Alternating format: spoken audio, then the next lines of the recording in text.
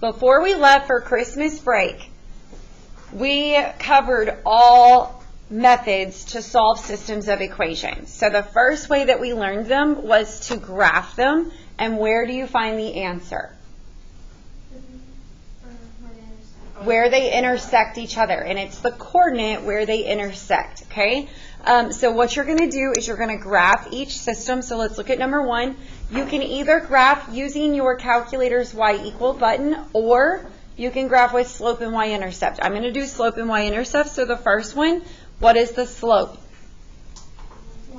1 over 1. What is the y-intercept, the b?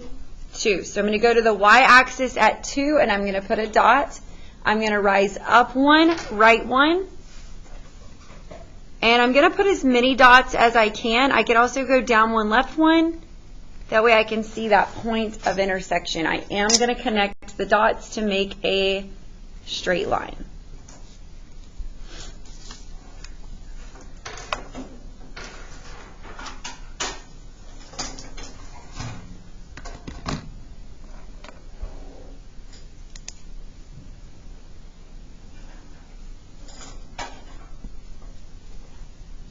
Okay, the next equation has a slope of what?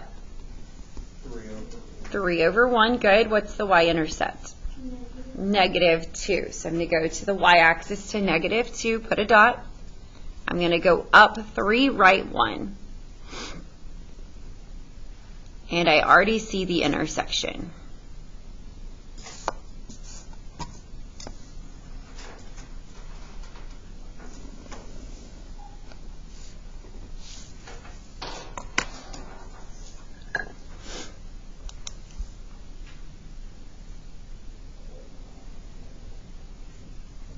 Okay, this point right here where they intersect is called the what? The solution. And you write it as an ordered pair. So on the x-axis, I am at 2. I guess I'll write it right here. And the y-axis, I am at 4. So this is a normal system of equations where they're going to intersect at one point. They're going to have one solution.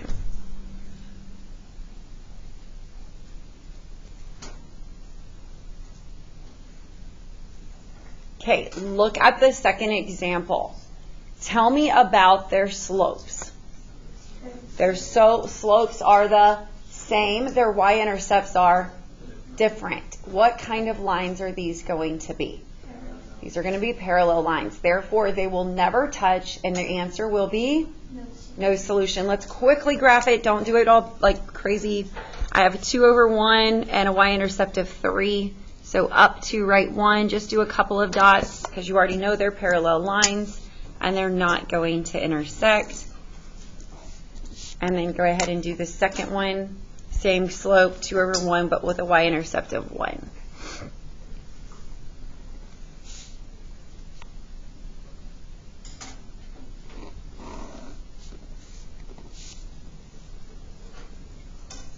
And my answer would be written with no solution, so it's a big circle with a line through it. They will never touch.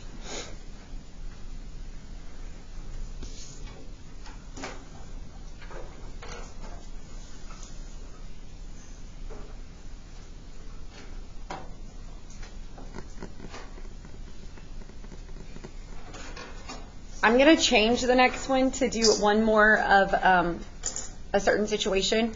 So pretend that the second equation on this one had a positive 4 over here. All right, what do I need to do to the second equation? Rearrange it. So I have y equals -3x plus 4. We're pretending that was already a positive 4. You don't get to do that on your own. Pretend that that was what was presented to us, okay? Tell me about these two equations. They have the same and the same y-intercept. Therefore, they are the exact same equation. If I graph them, they're going to fall on top of each other. What would the answer be? All real numbers. Let's go quickly graph it. This has a slope of -3 over 1 and a y-intercept of 4. So I would start on the 4. I would go down 3, right 1. And you can just do 3 dots. You know that they're going to be the exact same line.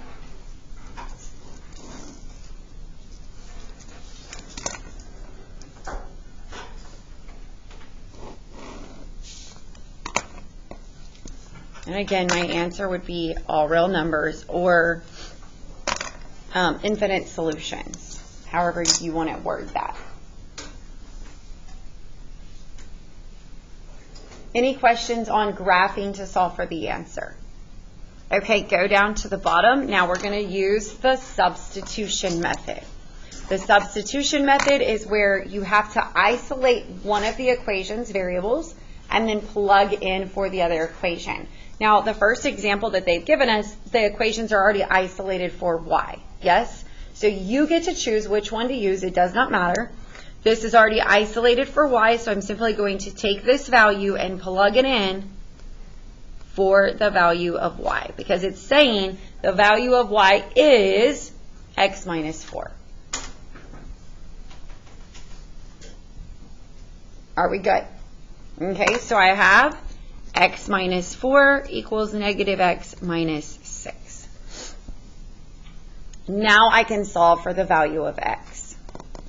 Yes? Now, question, can you do these in your calculator? Yes, but you must put them in your calculator once the y is isolated. You have to solve them both for y. Don't go substitute. Simply plug this in for y1, this in for y2, second trace, option 5, enter, enter, enter. Yes? Do I need to explain that? It's not how I'm going to teach it, but I am okay with you checking your answers like that, okay? All right, so I'm going to get all the x's to one side, so I'm going to add plus x.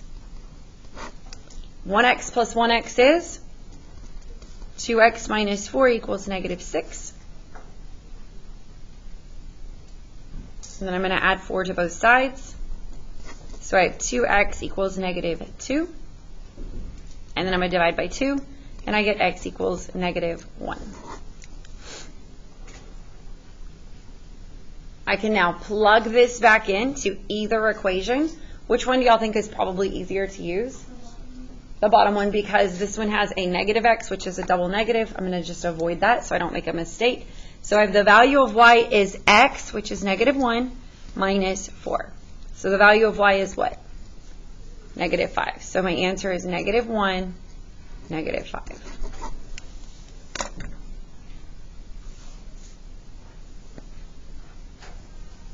Questions? Okay, turn to the back. We'll do, I don't know, 1 or 2 more of these. Look at number 5. Are one of the equations already set up and isolated the variable? Yes. This equation has solved for the value of y. So I can take that and I can plug it in for that value of y. Now, if I wanted to do these in my calculator, I wouldn't do that, would I? I would solve this one for y, which it already is. What would I do to this one? Solve it for y, and then put them both in the calculator and y equals. Yes? Okay. Here we go. So I have x minus the entire value of y, which is this. Do I need parentheses? Yeah. Ooh, this whole thing is 3x minus 2. I need parentheses. Equals 4. Am I going to distribute that minus sign? Do y'all see this minus sign belongs to everything in parentheses? So I have change, change, change. You're basically distributing a negative 1, okay? So I have x minus 3x plus 2 equals 4. What is 1x minus 3x? Negative 2x. And then I'm going to go ahead and bring this 2 to the right. So would I subtract 2? Yes. And 4 minus 2 is 2. Is everybody good with what I did? I'm going to explain it again. I went ahead and combined these to get this, and I went ahead and pulled this over by subtraction. Okay? So I'm going to divide by negative 2, and I get x equals negative 1. I'm now going to plug this in for the value of x. So I'm going to use the top equation, but it doesn't matter which one you use. So y equals 3 times negative 1 minus 2. So y equals negative 3 minus 2. So y is negative 5.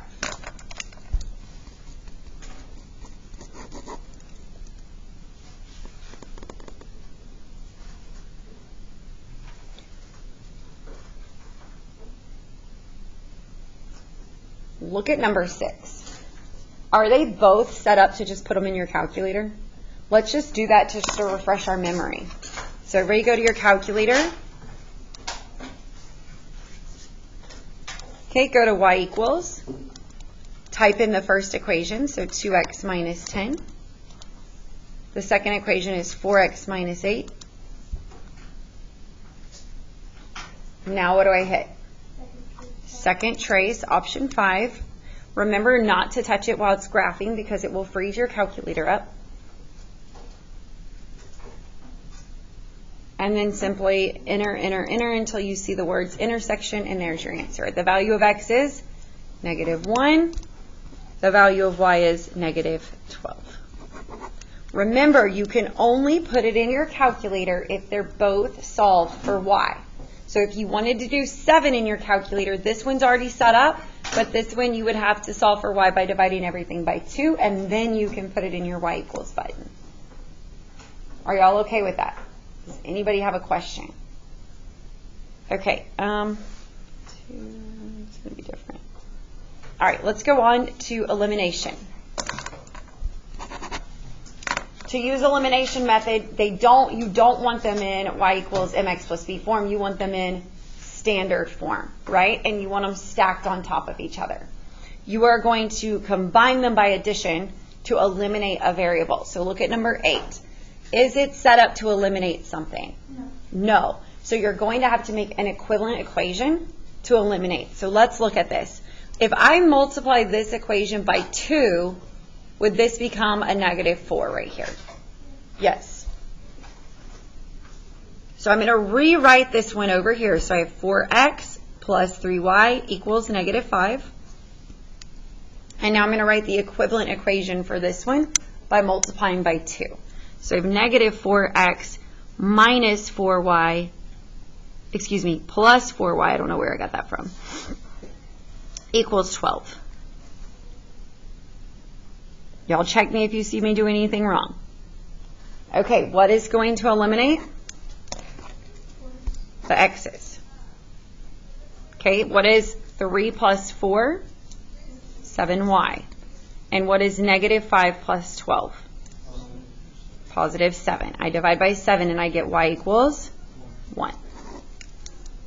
Now I can plug that back into any of the equations to solve for the value of x. I'm going to use the top equation. So I have 4x. Oh, wait. Wouldn't negative 5 minus 12 be negative 5? No, because the 12 is positive.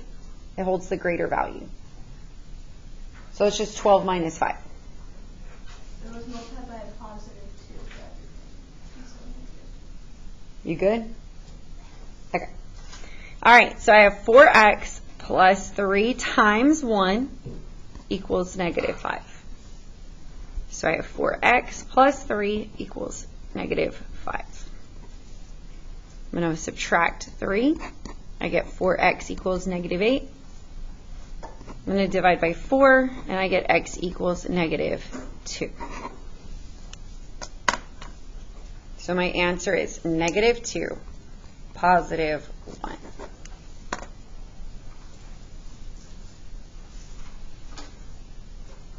Question. Could I have solved these in my calculator? I see some of you saying yes. Tell me how. You're correct. You can. But how? If you get the y by itself. Correct. So did y'all hear what he said? If you solve this one for y, and it says y equals mx plus b, and you solve this one for y, you can put them in your y equals button and solve. Yes? It's not what it asked us to do, but you absolutely can check yourself by that. Or let's say you're on the STAR test and that's your favorite way. Absolutely, you can do it that way. Okay? Do y'all want to do one more of these? I feel like we should. Okay. Let's go to number 11. Is anything set up to eliminate? No. What could we multiply by? Give me the least thing we could multiply by. Negative 1. Negative 1. Why could I multiply by negative 1? Because it could cancel the y's out. Now, could you have multiplied by 2? Yeah, and then you would eliminate the x's. Does it matter which way you do it? No. Okay, so we're going to multiply the top one by negative 1.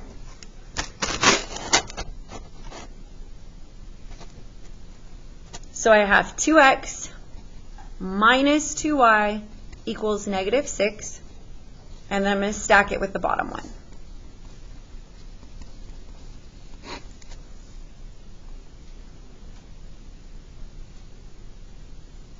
Are we okay?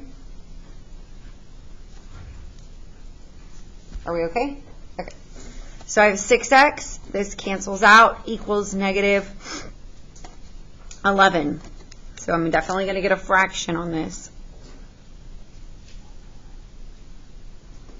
I'm going to divide by 6, and I am not going to change that to a decimal. I'm just going to leave it alone. Because if y'all look, negative 11 over 6 is a crazy decimal, so I'm just going to leave it. Negative 11 over 6. So I have x equals negative 11 over 6.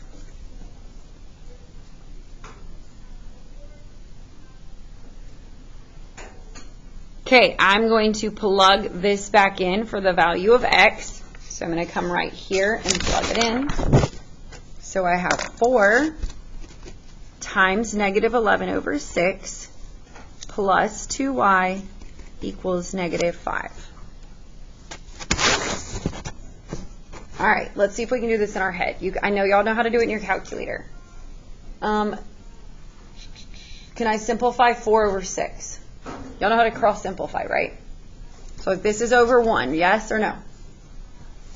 If I divide by 2, this becomes 2. If I divide by 2, this becomes 3. So now I have negative 22 over 3 plus 2y equals negative 5. I'm going to make sure I did that right. What is 4 times negative 11 over 6? Math fraction in it. Do y'all see I got negative 22 thirds just like I did it? Okay? All right. So now how do I get rid of negative 22 thirds? Plus 22 thirds. So I have 2y equals, I'm not going to do this one in my head because I'd have to get a common denominator, and I'm not going to do that. So I need negative 5 plus 22 thirds, which is 7 thirds. And then I'm going to divide by 2.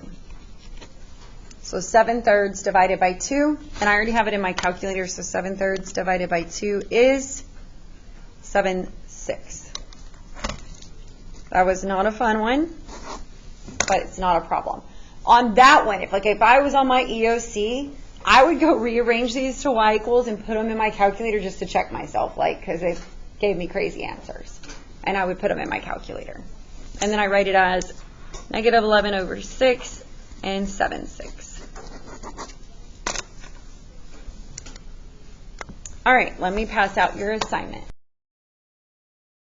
The assignment is pretty self-explanatory, and it's very short. There's only 12 questions, so hopefully you won't have a lot of homework. But it's number 1 through 4, you're going to solve by graphing. Please make sure you actually write your answer. So wherever it meets, you write that answer out, okay?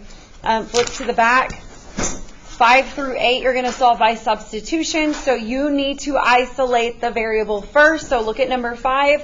Which one would be easiest to isolate? The top one or bottom one? The top one. Why? Because I can get x by itself simply by subtracting. So I have x equals negative 8y minus 15. And now I can take this and plug it in to that x. Would I need parentheses? Yes. And at the bottom, you're going to solve by elimination, which they're already stacked for you, but you might have to rearrange them and set them up. Look at number 11 at the bottom equation. Is something missing? Yeah. So if it's missing, what is it? It's a 0, right? So I would simply pull the 36y to the left by subtraction, and there would be a 0 left on the right. That's perfectly fine to have a 0. Okay? All right, you may get started. 0 plus 0 is 0. So you would just have a 0 on the right till you finish solving.